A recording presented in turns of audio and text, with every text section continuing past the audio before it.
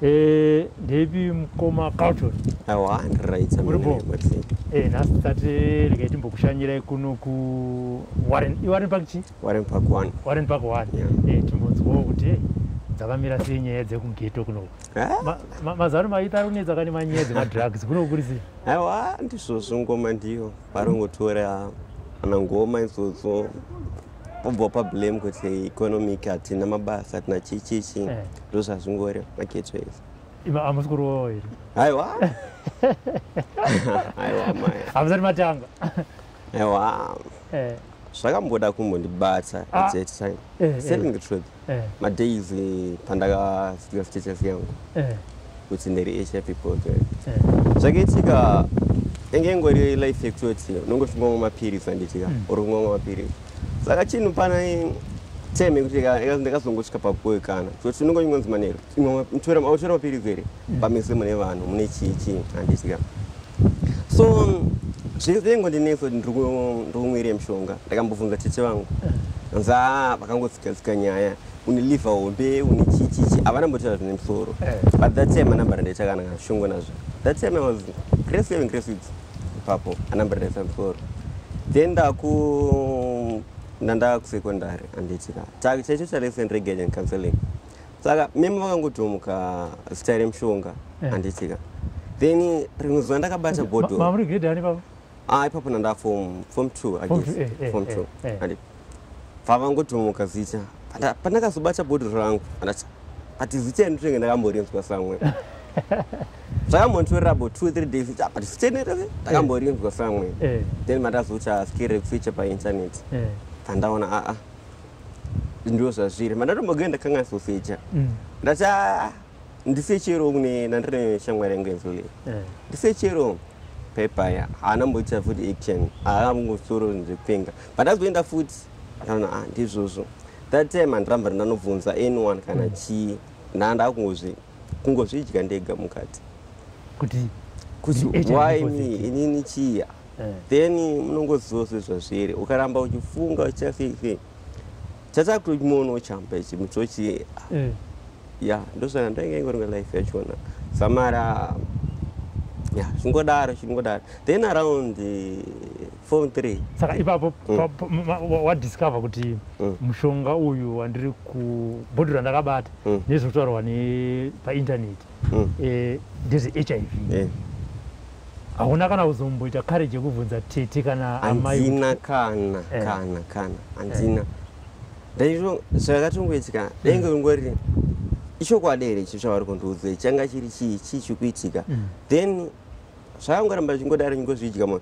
but that time ndandakuzotora mushonga ndochokwadi mushonga ndandakungota kana ndatozofunga kutoti unotorwa handiti apo neapo handiti then form 3 ndopandakabva ndatorwa viral pebuderi hai about 100 something copies handitika dzayadzokorodzwa pebuderi 500 something yatokwira haya then papaitwo makids aindibatsira handitika avakambotried one morning chapter 6 pavazotanga kutarisa mabooks angu vana iri kutoramba ichikwira that time mamabva vayandizondiudza chokwadi but ndandagara ndichizotara vautozonditora I remember vachinditora enda neni paWarren Park clinic tera chinangonza akuri muzoenda kuchikoro uri kumuzobva kuchikoro tera cho ndakatofaro ndakati maybe mamuzoda toro timberechi imboitwa special or something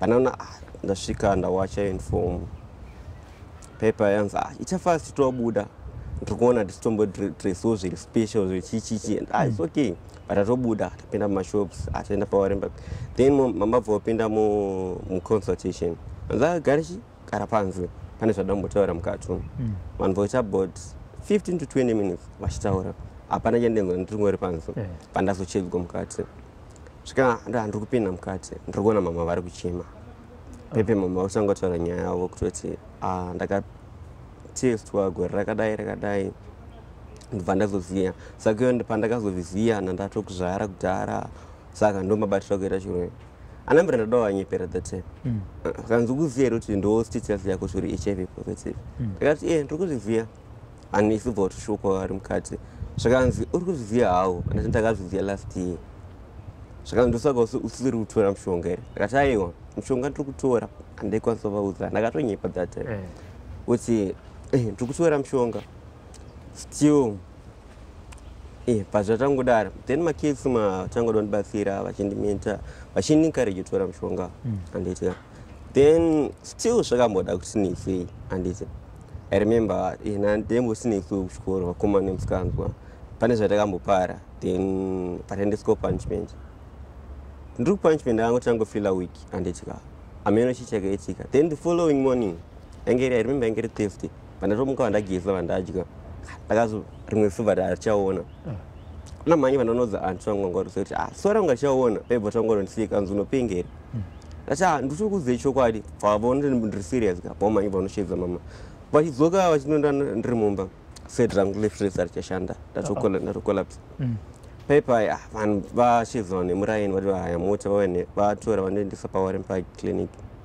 vati izvi hatikwanisa kuzviendla endei kupare ndasvika kupare madhezi acho ndinopainisa madokta arime ndakasvika around past 3 ndikazotendwa around 6-7 manheru pandaranwa zvimatest zvimachichichi papa ndaswitchwa kusecond line that time zvikanzi mushonga vanhu vakambotsvaita mainvestigation nokuchasisi but vakazoona kuti mushonga ndowanga usiri kuenderana neni because ndandakunzi ndasina ropa muya urikutondipidza kuti handisina ropa then pandaadmitwa pare ainge ndakapiwa bed around 11 manheru ndapiwa bed ndopandakambonzi ndimire kutora mushonga ndiri muhospital vachiita mainvestigation avo pavakazoona kuti mushonga ndiyo uri kudaro vavandiswitcha vandadzosera kufirst line because ndandambosvika second since then ndizvozvozvo ndato handiti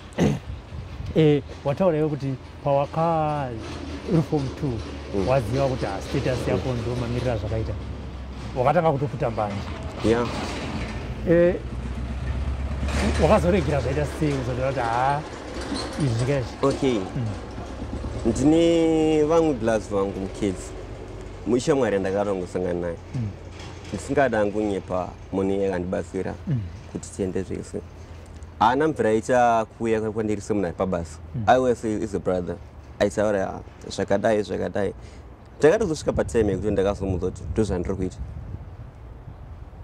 paipe pato akatovhundukawo zvakanzi wangu usadaro fiti nyakutondiudza kuti sena nezvinhu izvi it feels ndetongoti allright ndichasiya zvichadaro zvichadai then akaramba achindipusha I remember every day aitofonera ndikandira matext asei sometimes aitombosvika kumba achiita mahome visits achiita sisi that time akabva ndiratidza kuti no wangu mukuti mushonga ndo wakakonzeresa kuti uyu stroke yachosii but noseri pane possibility yekutoti maybe madrugs auri kutora ndo akakanganisa lifa yako ingeita sisi that time ndakabva ndikasiya but munongosuka kana munhu uri zvanga zvambopinda musystem zvaita zvichinisa zvichasei pandakasangana nayo handikwanisa kutaura zita rake ndokwanisongereso akabva ndilinkisa kune vamwe vanhu handitika vanhu vaiva vandibatsira vachindipa macounseling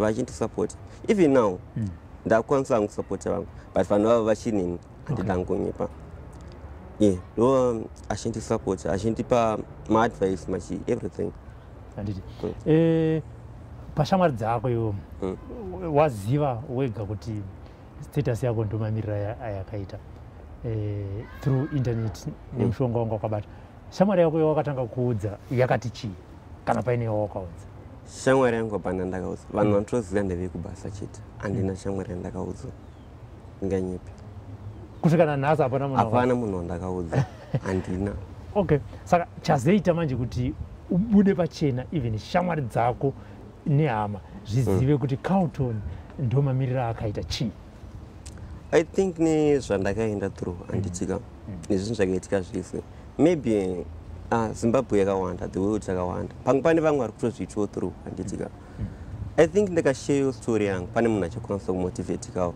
pane munhu achakwanisa kundisawo story akakwanisa kubatsirikawo handitika because vakawanda vari kutora madrugs vakawanda vari kusiya mushonga being HIV, I see the end of the world. Kwandiri handidangu nyipa. Mashamwara na meliswe pandatu waudoti. Akwa HIV yato blessing kwandiri. Because nasiri mnangari that social. But right now shamwara zandana zo. Nikuva HIV. Nizindu zandana zo. Right now kuva ndini panap nyetindri HIV. So it's kind of a blessing kwandiri. Handidangu nyipa. So I think ni story yangu chakwanza kumotivate someone. Basiru someone. Yeah. Panogona kunge paine anditi ya 19 years old. Yeah. Panogona kunge paine mungo ane 19 years izvezvi achangobva mukuziva kuti ndine HIV. Advice yanga mupe iwewe ndechi, because like what you said, you don't want someone to go through what you did. Anditi either mazira akazviita, it might be very painful. Ende ukasvika pa extend even uda kutora ma drugs kuti ndikantore ma drugs. Toti ari kuona izvezvi. Azivawo nhasi kana neziro kuti ari kurarama neutachiwana. Ungampe advice yekuti chii? Advice yandingakwanisa kumupa ndeyekuti HIV yangu fanana, let me give example. Sevanhu vari ma-Christians tobelieve kuti kuna Satan handitika. Tinonamata tunoita but hapana munhu akamboona Satan. Hakuna and hakuna munhu akambomona. Tingangonzwa kuna Satan zvangofanana ne-HIV. Unongonzwa une HIV.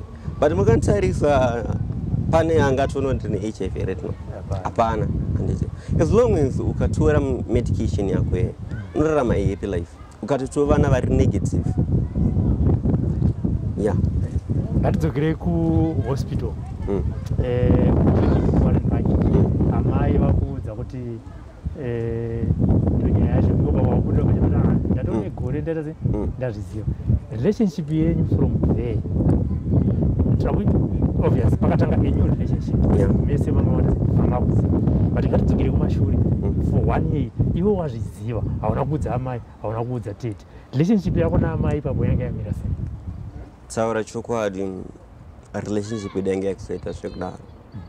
Munenge muchingoziva munhu kana wasangana shoko yakadaro kuti ko inini why?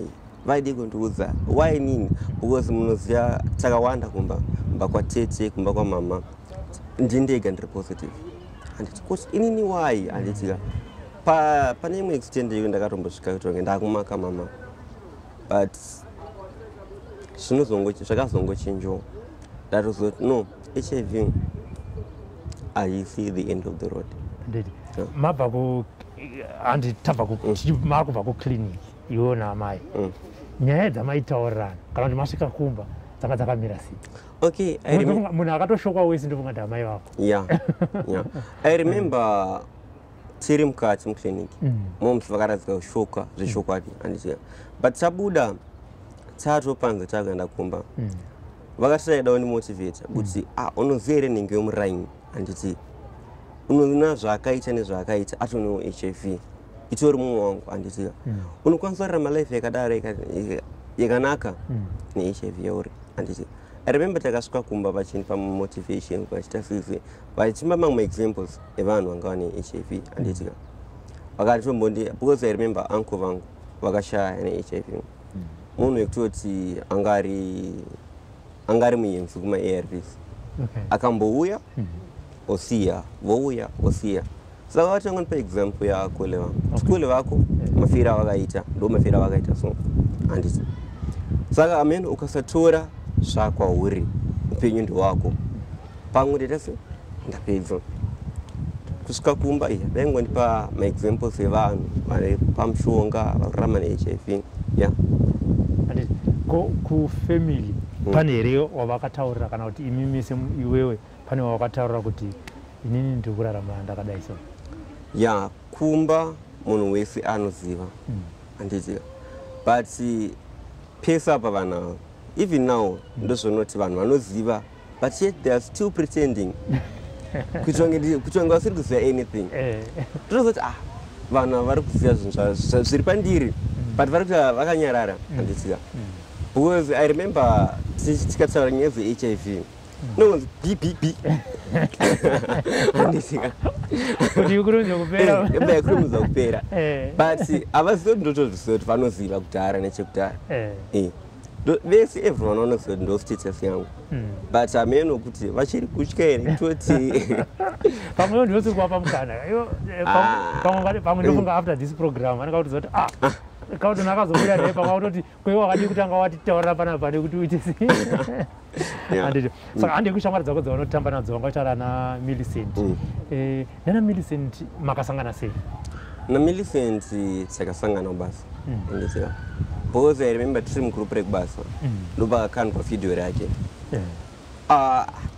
video rake I remember ranga riri very touching rakatondimotivate kuti ndikwanise kuuya panapa then ndiri munhu wekutoti kana ndaona something ichida chinhu ichocho sikanditsike ndoenda kumashure kwako anditika tanga kutaura na Millicent ukazviita sei chichakazoitika zamara zungu nditi it's okay taura nemunhu uyu ndokusvika pandaita vanapa but Millicent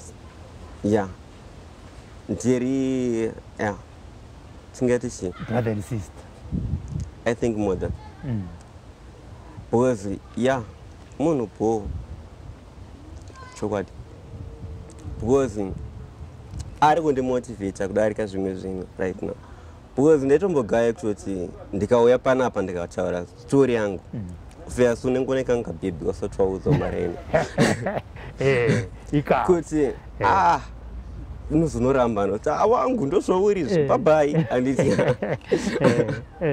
but akabva atondiratidza kutoti no ukakwanisa kutaura this handitika zvakwanisa kubatsira iwewe mukadzi wako mwana wako handitika because maybe ndingati ndikawandisira kabhebhi pamwe katori pachirongwa handiti chichazonorara nako nchiita sei hapana ari kutaurira munhu because HIV hanzi kune 2 mastandards HIV handitika kune first handitika mimi tomboti ndaita musikana handitika asi kutora mushonga iri hai iri chii ndikarara nemusikana iyi ndokwanisa kuti hai even ndiri kumwa mushonga wakatondiramba so ife chinja yakanaka kugara tamutsa taita sei because ndikaita tombondarara naye pane possibility kuti mwana achazvara ari positive pandakagara ndataura pane mishonga inopiwa kudzivirira handiti ngatibva taenda panyaya dzelava apa inozvanga kuti at 19 uchiri mudiki but pane 1 or 2 vakatombonzi iwe shamari handiti ivavo did you try kana kuti did you disclose kwavari kuti inini I am HIV positive? taura chokwadi I have never disclosed zvinhu zvaenge tori horror movie kwandiri kutoti nemanakira akaita munhu ndokwanisa kungonzi babai takupesana handitika handina mvera ndadaro but nezvandazoita right now I think vazhinji vachange vakuziva and mostly zvinhu ndatozviitira disclosure kune musikana chinhu chakaoma especially relationship yambofamba makore amboita mamaus ndinofunga munongoziva ka break up kachichike chinhu chinorwadza but I think akazokwanisa kuona this video I think ndowandiripe kutangira saka uri kuchikoro vakawanda vanowanzoti vasangana nemachallenge ekuti anenge achingorwara apo neapo wanga uine dambudziko here iroro futi wanga uri kuprimary kusvika kwaisa? Kuprimary ndopanga pandairwara. I remember ndiri grade 1 first term gogo vangu munhu ameno vakandisa apa because ndakakura ndichirwara most of the time because ndandiri premature ndandiri machallenges machinji machichichi. I remember gogo vangu vachizombouya nepilo kuchikoro mwanzukuru wangu anorwara abuda mututu manheru I remember ndakasvika grade 5 anashoti murwere anorwara anoita sei saka that thing zvinozongobowa that handiti saka maticha aikubata sei during that time? taura chokwadi zvaitobowa especially I remember ndiri grade 4 pane mumwe mukomana akandikwadza handitika but matauriro akaita ticha haana kundifadza iwe waziva kuti anorwara here usatamba uchiita nevanhu vanorwara vanokwara nita sei handitika that time ndakava nditonge ndiri out of way kuti nditori neimwe different way kuti handitika zvinhu zvakandirwadza zvakaita sei but life goes on. Kufunga kwako maticha izere kuti Carlton ari HIV positive kana kuti vaingo suspect kuti ndo zviripo. I think they suspect but andifunga kuti vaiziva. Vandingatofungira kuti vaiziva ndevekusekondari. Because I remember ndiri chitsvaga nzvimbo. Yeah. Nandakafaila, I remember grade 7. Nandakafaila pipe. Then mama vakabvopinda neni mukati. Kanza nzvimbo makanonoka chi nemaresults emwana wenyu maklasi aita sei azara. I remember mama vachinditi buda panze. Anditika.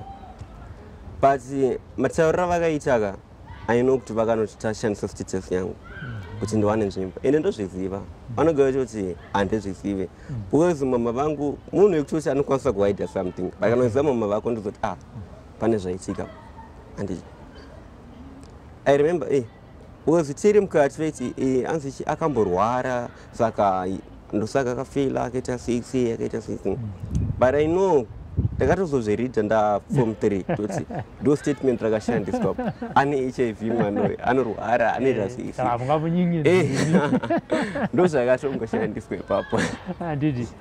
Saka muri kumagroups I understand mune magroup amunosangana vechidiki vari HIV positive nyaya dzamunenge muchitaura ikoko dzakamira sei?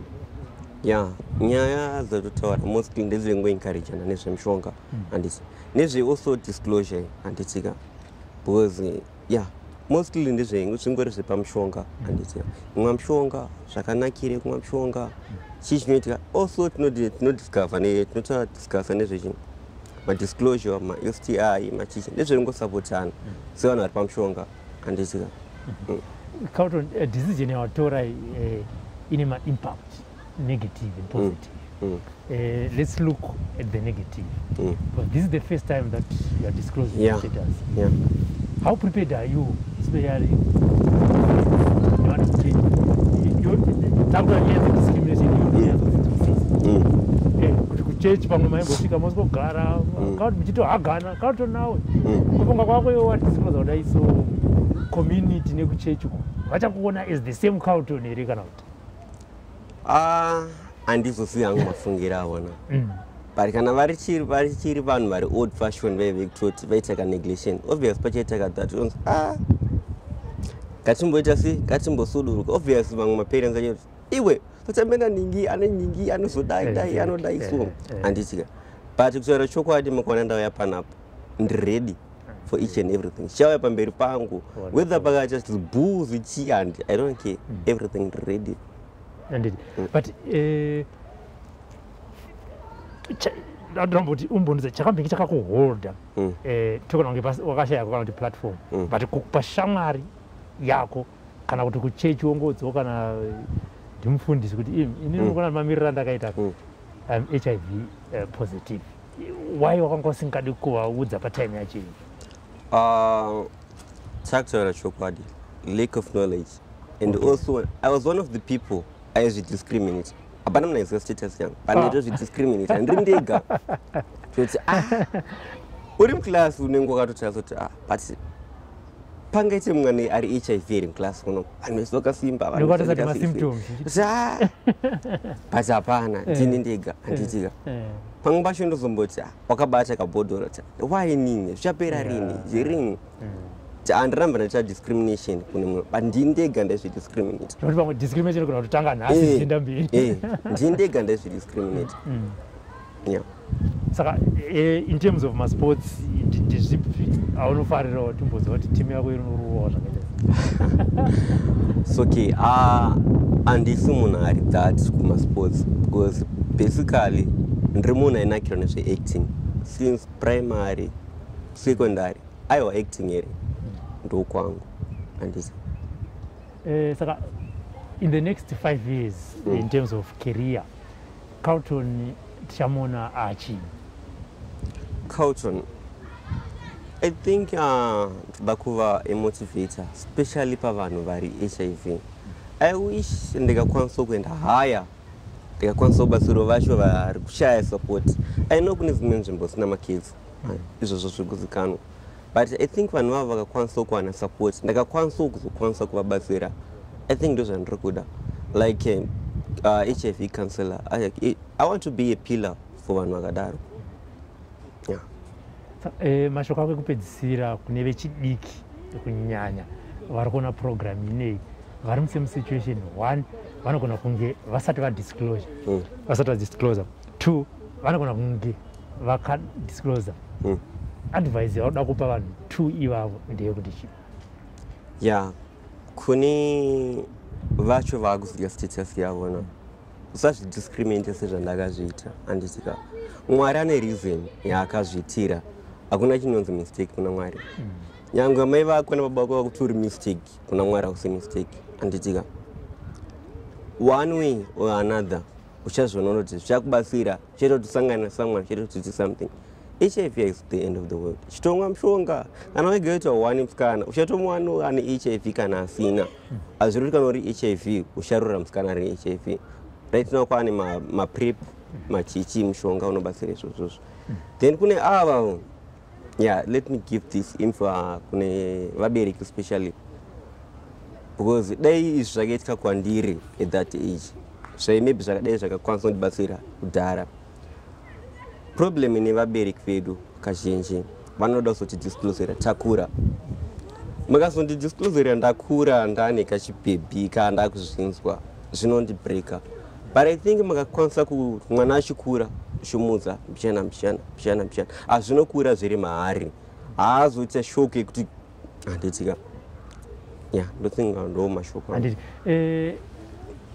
tinoti pa 19 years ngatibodzokera kana pa 5 years back up.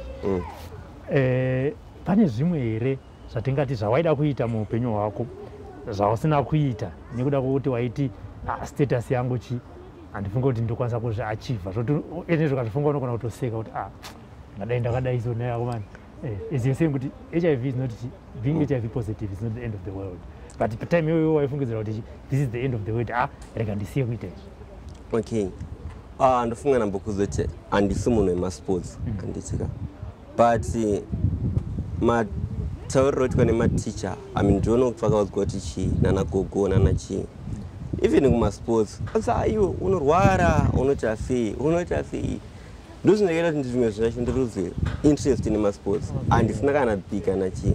Dai that time ka pakashayo munhu anoti iwe unorwara unoita sei, dai ndizvori ndonoona Liverpool, ndonoona chii, even bhora chairo hazvitorimo mandiri.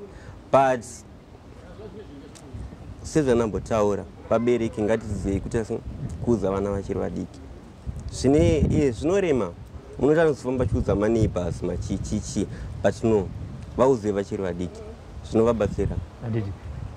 Thank you very much, Carlton. I hope since this is the first time to disclose your HIV positive status, tirakunzwa kuti kana uchizenge waenda kucommunity nekumba nekuchechi vanokubata sei. I hope uchadzoka uchirudza nyaya iyo. It's okay, ndichadzoka ndichikuudzai.